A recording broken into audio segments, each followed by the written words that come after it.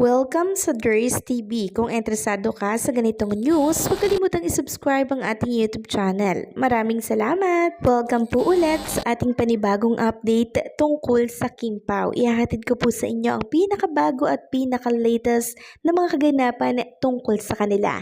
Kaya naman kung hindi ka pa subscriber ng ating channel, pindutin nyo na ang notification bell para lagi kayong updated sa mga balitang trending at napapanahon. So ayun, welcome back again sa ating YouTube channel mga kakimpaw, and for tonight's video, ang pag-uusapan natin ay tungkol sa mga importanteng ganap ni Kim and Paolo Abilino. So kanina po mga kakimpaw, sabay pong dumating si Kim and Paolo Abilino sa SM Dasmariñas. Diyan po sila sa parking dumaan mga kakimpaw. Sa likuran po hindi po sila sa harapan, mismong sa parking sila dumaan doon sa likuran po, no? So para hindi syempre sila pagkaguluhan po ng mga fans pag dumaan sila dito sa harapan po ng SM. And nakita ko nga po na sabay silang dumating. Marami nga po ang nagtatanong kung iisang car lang ba ang sinasakyan ni Kim and Paolo Abilino. So madalas namang ganon, di ba mga kakimpaw, nasa iisang car lamang sumasakay si Kim and Paolo. Like nung nagpunta sila ng province, san ba yun? Sa isang car lang din sila sumakay. Kaya hindi na po bago kay Kim and Paolo Abilino kung sa isang car lamang sila sumakay syempre, para magkasama silang dalawa.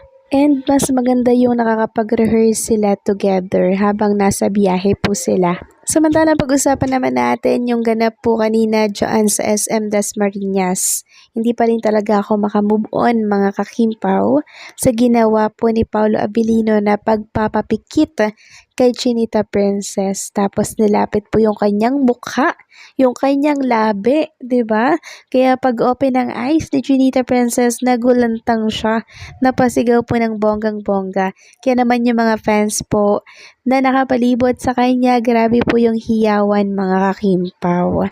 Sobrang hindi pa talaga ako nakaka-move on sa napanood ko po kanina. And I'm sure, kayo din po mga kakimpaw, habang pinapanood nyo yun, sure, nakangiti kayo at tumatawa kayo dyan na parang baliw din katulad ko. Kasi ganyan na ganyan po ako kanina. And marami nga po ang nagsasabi na hindi ganyan lamang ang magkatrabaho, hindi ganyan ang mag-best friend. Ito ay more than best friend, more than magkatrabaho, itong pinapakita ni Kim and Paolo Abilino. Kasi maging yung sipon, yung pawis sa ilong ni Chinita Princess mga kakimpaw, pinupunasan po ni Paolo Abilino ng mismong kamay niya. Grabe na to. Ito nga po't may nakita tayo dito sa X na picture po ni Kim and Paolo Abilino na yung sipon or pawis ni Chinita Princess pinupunasan po talaga ng daliri ni Paolo Abilino. Ito nga po yung sabi ng nagpost, I mean, I wouldn't punas my best friend's sipon pawis sa nose. So ano ito? Pau-pau. Best friend premium. Then yung mga nag-quote ito, haha, premium BFF. Tapos may nagsabi pa dito na, since what's wrong with Secretary Kim daw ay ganyan na daw si Kim and Paolo Abilino.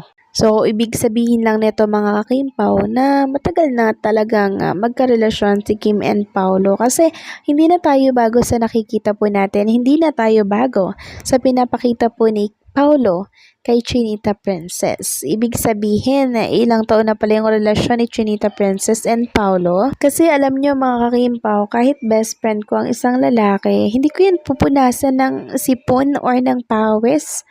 Grabe naman yun, di ba? Unless mag-boyfriend kami, gagawin ko yun.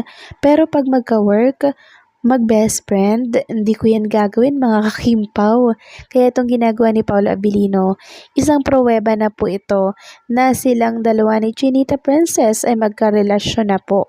So, grabe talagang magpakilig si Kim and Paolo Abilino mga kakimpaw, no? Talagang mababaliw tayo, kakatawa, kakakilig sa mga nakikita po natin sa kanila mismo. Akala ko nga mga kakimpaw, hindi na po ako mag-idolize sa isang tambalan or sa isang love team, 'di ba? Pero eto na naman ako ngayon. Parang nababaliw na naman po ako sa isang love team, which is itong si Kim and Paolo Avellino. Alam nyo, hindi lang naman po mga Gen Z, millennial, yung napapakilig po nila. Maging yung mga senior citizen, mga bata, grabe po mga kimpaw, wala pong age na pinipiling pakiligin si Kim and Paolo Avellino. Nakakatuwa lang talaga mga kimpaw kasi napakaganda po. No, napakaganda ng tambalang Kim and Paolo dahil napapawi po pansamantala yung mga problema ng mga fans, mga netizen na sumusubaybay po lagi sa kanila. Kaya hopefully, mas maraming project pa po for 2025 ang ma-unlock ni Kim and Paolo. Dahil for sure, matutuwa na naman po ang Kim Pao Nation pag nangyari ito. Kasi syempre, panibago na namang susubaybayan natin yan. So after po ng My Love Will Make You Disappear, for sure, meron na naman pong pelikula or series si Kim and Paolo Avellino na tsaka ikakatuwa po ng lahat. Samantalang labis naman po ang pasasalamat ni Chinita Princess sa mga taga Cavite, sa mga taga SM Dasma na talaga naman pong nag-effort pumunta po dito sa mall na to para syempre makita si Kim and Paolo Avellino. So kanina nag-post po si Chinita Princess ng Instagram story sa kanyang account and labis nga po yung kanyang pasasalamat sa mainit po na pagtanggap ng mga taga Cavite. And maging si Kim Chiu po mga kakimpaw na overwhelmed ng sobra-sobra sa dami po ng tao doon kanina sa SM Dasmariñas. Sabi nga po ni Chinita Princess, manonood ba kayo ng pelikula namin? Ang sagot po ng crowd, oo daw mga kakimpaw. Kaya sabi po ni Chinita Princess, hala, love ko na kayo mga taga Cavite, more than daw sa kanyang sarili. So nakakatuwa, 'di ba? Sana talaga manood kayo mga kakimpaw ha, at sa mga nagpupunta po sa mga mall tour ni Kim and Paolo Avellino, supportahan po natin sila, okay? Ito po ang first ever movie nila and for sure hindi po kayo mabibigo, hindi po kayo manghihinayang sa binayad ninyo, sa ticket ninyo at baka nga humirit pa kayo at mabitin mga kakimpaw. Kaya naman huwag kayong mawawala at magdi-disappear sa March 26, 2025 dahil for sure kikiligin ang lahat sa inyo. Maging yung bata, isama nyo na din kasi PG naman ang rated. Ang rate ng MTRCB po dito sa My Love Will Make You Disappear. Ibig sabihin, pwede po siya sa bata, matanda, pwede. Okay? Pwede po nyong isama yung inyong mga anak sa sinihan kasi PG lang naman ito, no?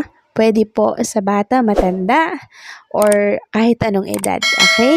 So hanggang dito na lang po ang update natin. Maraming salamat sa patuloy na pagsuporta and don't forget to like, share, comment, and subscribe.